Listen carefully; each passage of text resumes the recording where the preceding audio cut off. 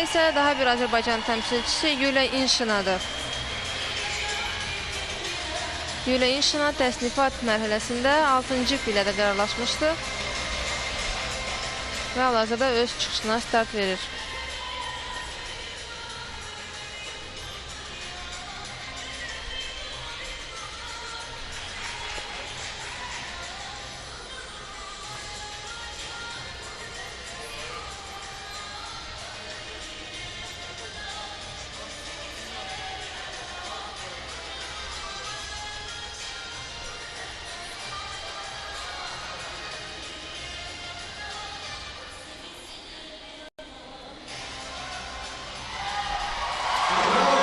Oldukça yaxşı çıxış nümayiş etdirdi Yuliya İnşina